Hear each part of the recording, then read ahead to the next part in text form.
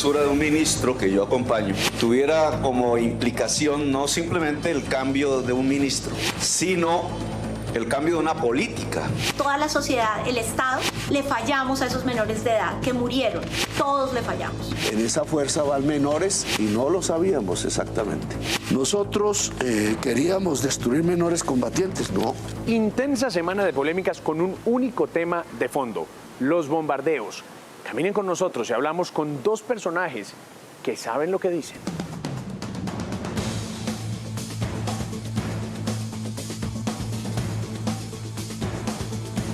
Bueno, mi querido general Guillermo León, presidente de Acorde, ¿cómo anda usted?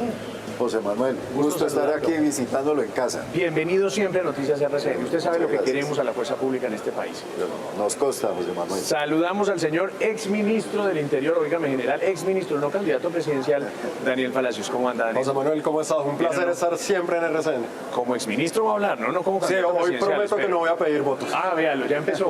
Óigame, señores, vea, hablemos de un tema del que llevamos ocupándonos los últimos 8 días, el de los bombardeos que tienen como un posible efecto la muerte de menores de edad. Nadie quiere eso y sin embargo pasa.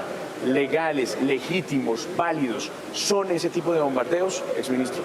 Mira, es absolutamente claro que esas operaciones son legítimas, son legales, hacen parte de nuestro marco jurídico.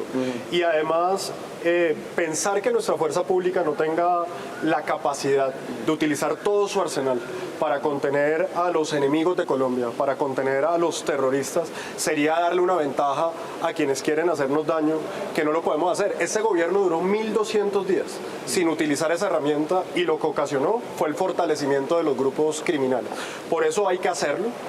Se tienen que utilizar, hay que hacerlo de manera responsable, hay que hacerlo cumpliendo los criterios legales, los criterios internacionales, siempre tratando de disminuir el daño colateral, pero teniendo claro que cuando se utilizan son porque se requieren para contener o para neutralizar una amenaza a todos los colombianos. Ahora le pregunto por su experiencia personal haciendo parte de un gobierno que fue criticado precisamente por este tipo de bombardeos. Pero vea, señor general León, cuando uno oye tan insistentemente a personas como la defensora del pueblo implorarle, porque ese fue el término que usó, al presidente de la República que pare este tipo de bombardeos, dice, por algo será. ¿Usted qué responde? Mire, yo creo que hay que entender lo que está pasando en las regiones. Hoy los colombianos en muchas regiones imploran que la fuerza pública los proteja, que los cuide, que los están matando, que los están acosando. Necesitan seguridad. Y el Estado no puede renunciar a usar toda la capacidad para proteger a los colombianos de bien. Indudablemente aquí hay que tener unos elementos importantes en el juicio de qué herramientas se utilizan para poder defender y proteger a los colombianos.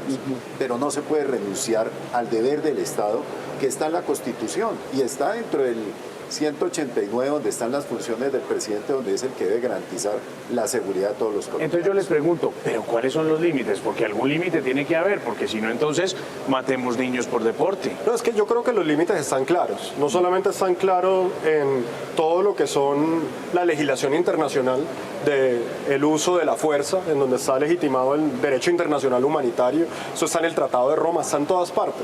Yo creo que aquí lo que los colombianos tenemos que tener claro es que en la guerra y cuando se actúa en contra de la criminalidad, las decisiones no son fáciles, porque son decisiones de vida o muerte, en donde tiene que primar la defensa de los colombianos, donde tiene que privar el neutralizar a la amenaza, en donde toca escoger cuál es el mecanismo que se va a utilizar, el mecanismo idóneo, pero en donde también se tenga un criterio muy importante, José Manuel, que a veces a la gente se le olvida, y es también proteger las vidas de los miembros de la fuerza pública. ¿Y quién protege la vida de los niños? El mismo Estado.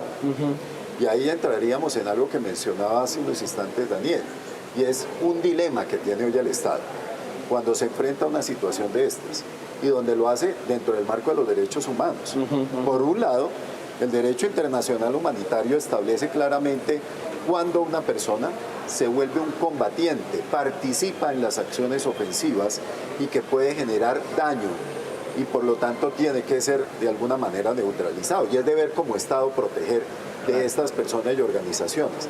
Pero tiene el otro dilema y es los niños, los jóvenes o los menores de edad.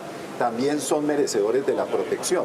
El tema de esto es entender el dilema complejo y tratar de no llevarlo a un tema de politización o de debate político y entender que la seguridad y la defensa del Estado es un bien público que hay que garantizar. Ahora, en algo estaremos de acuerdo los tres y seguramente muchos colombianos.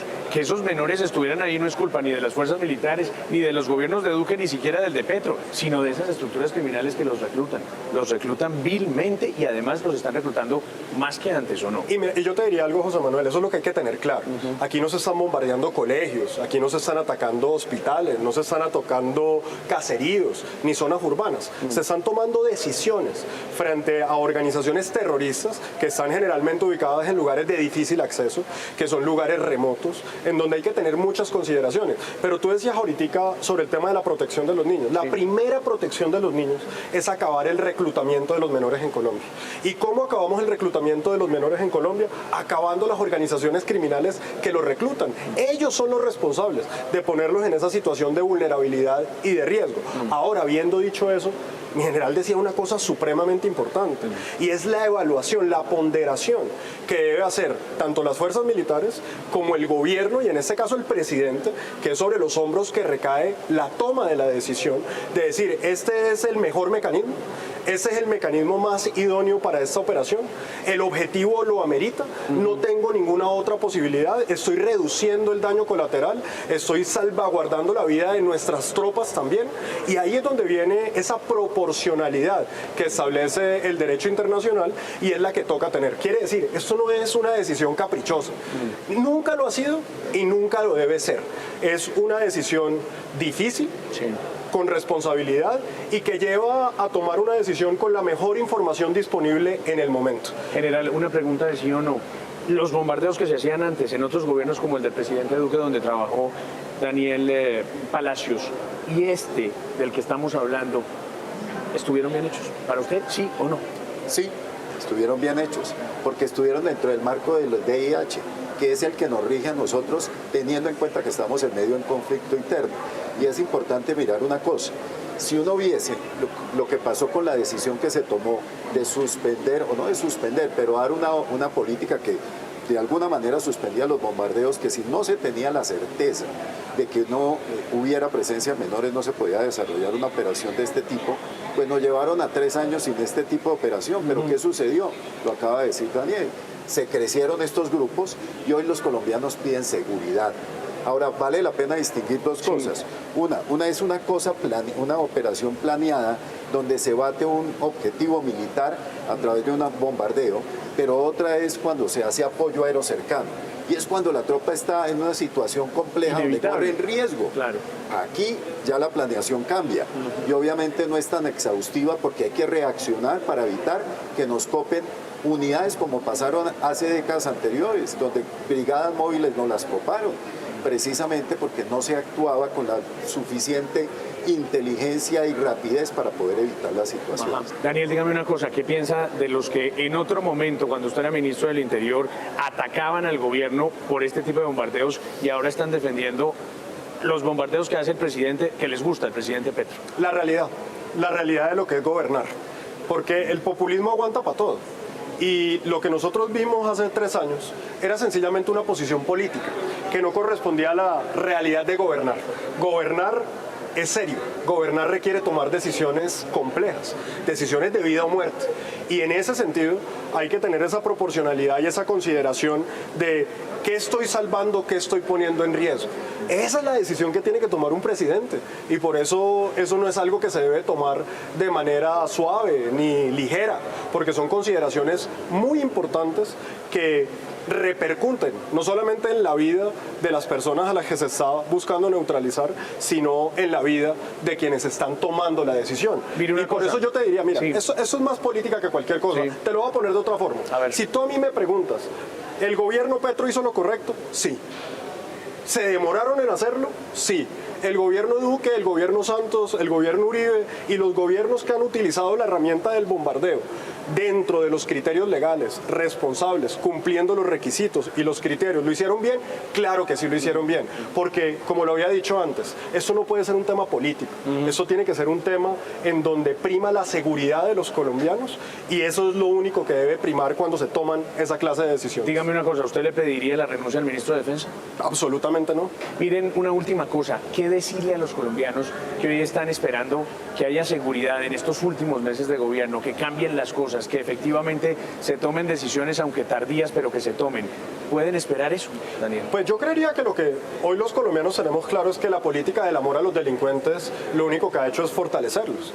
Que nosotros como país no podemos renunciar al ejercicio de la autoridad, porque cada vez que renunciamos al ejercicio de la autoridad lo que termina pasando es que los delincuentes se envalentonen y que pierden los colombianos honestos y trabajadores. El mensaje al gobierno nacional es que si quiere hacer algo por Colombia en estos últimos meses, trate de hacer lo que no hizo en los más de 1.200 días, que no utilizó toda la capacidad de nuestra fuerza pública. Ese sería el mensaje. Y hacer lo correcto nunca está mal. Defender a los colombianos nunca está mal.